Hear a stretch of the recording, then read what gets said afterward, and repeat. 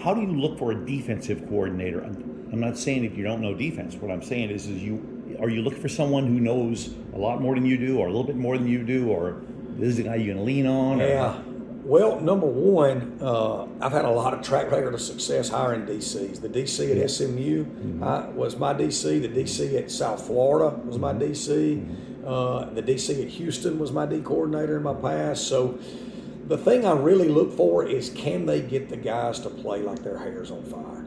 Like, it's important to schematically be correct on defense, but that, to me, that is secondary to those guys playing so freaking hard and for each other that it's like their life depends on it.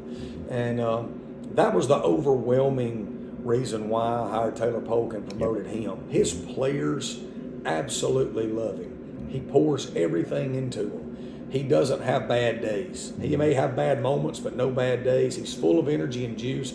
He's also extremely intelligent. He's an overachiever as a player and a coach, and I think he's going to be a future star. Interviewed a ton of people that probably have bigger resumes only because they've been doing it longer. But what Taylor's accomplished in a short amount of time speaks volume, and then what Taylor's players think about him and how hard they play for him was the overwhelming deciding factor. It's a mix of newcomers and people who have been around the block with you and with this program. How important was that to go ahead and keep some of the guys around if you could? Yeah, I just thought, being with Coach Fritz here the first time and then with Coach Sumrall this time, there's a few people that are just really good at coaching at Tulane.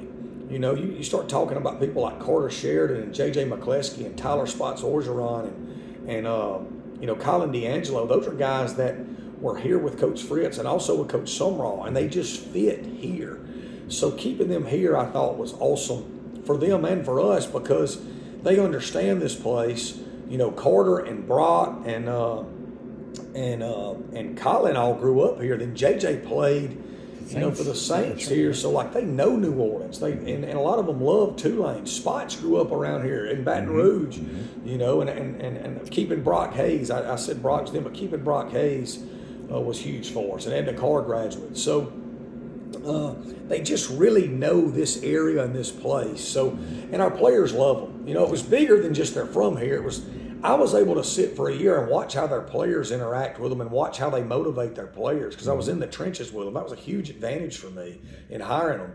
And so to keep them was big. And then, outside of that, wanted to bring in the most qualified people I could hire that believed in my vision, treat people the way I think they should be treated, but also are masters of their craft, because you have to be a master of your craft to coach at this level. We're Tulane, man. We've played for 4 straight conference titles. We should be able to hire good coaches, and we have.